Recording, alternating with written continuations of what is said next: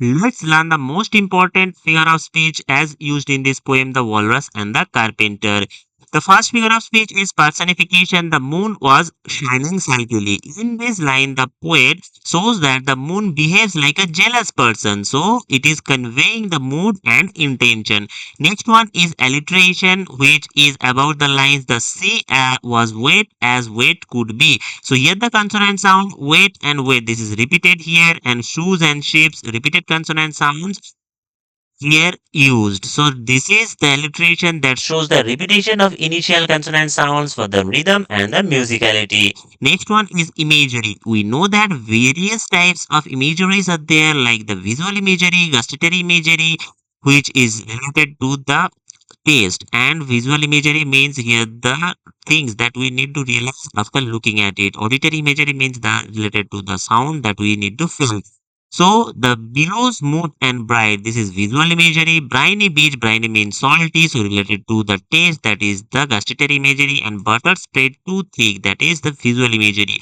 So with this imagery, the vivid sensory descriptions bring senses to life. Next there is irony. Irony means it is a kind of figure of speech which is told something and meant something. So here I wish for you, the walrus said, I deeply sympathize. In this poem, the walrus pretended sorrow while devouring the oysters. It is a dark comic contrast between the words and the actions of this walrus. Next, there is hyperbole.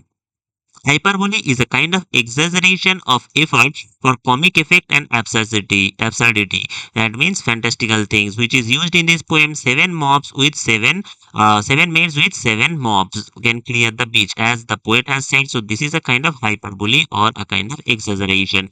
Next, there is onomatopoeia. Onomatopoeia is such a figure of speech which is basically related or expressed in the form of sound. No explicit or clear onomatopoeia is there, but implied or implicit onomatopoeia is present in the movement of the oysters. As the poet has said, the oysters were scrambling forward. Now, this is the sound-based imagery. Next, there is symbolism. The oyster's innocence and the walrus's charming manipulator, and the carpenter remains as a cold pragmatist. Here, this is all the things which characters are used as a symbol. So these characters represent the type of rhetoric or moral ambiguity. Ambiguity means two probabilities, but which open to the interpretation. Now, if you need to take care or focus on the figure of speeches used in this poem, they are most important, like the personification, alliteration, imagery, irony, and hyperbole. These are the most important figure of speeches for this poem.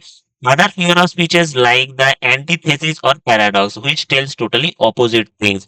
This antithesis or paradox, it is contradictory ideas used to evoke as absurdity. In the lines like the sun was shining in the middle of the night, which is completely absurd or fantastical. That's why this is paradox or antithesis. Next, there is repetition. Repetition, it is the figure of speech which is highlighting the key themes, rhythm, and surprise in this poem. In these lines, like, and this was odd because multiple references to impossibility to emotion has been removed. Next, there is consonance or assonance. Why? Because this figure of speech is showing the repeated sounds with the lines that amplify the musicality of the speech. Like talk of many things. Why sea is boiling hot and whether pigs have wings. These are the consonants or assonance, because this is showing the repeated sounds and the impossible things as well. Next, there is metaphor, that means the implied comparison or the hidden comparison, like the cabbages and king, directly they have no comparison, but they are used to express the royal taste of the vegetable. Next, there is boiling sea. A sea can never boil. Rather, it is used in case of metaphor because boiling is generally used with water. And this winged pigs. Pigs would never have wings because this is an impossible thing. So these are all absurd pairings which may mock ideas of fantasy and distraction for that oysters, because after telling all those whimsical things, the walrus and the carpenter beguiled those oysters and ate them as well. So students, we have understood the most important figure of speeches used in this poem.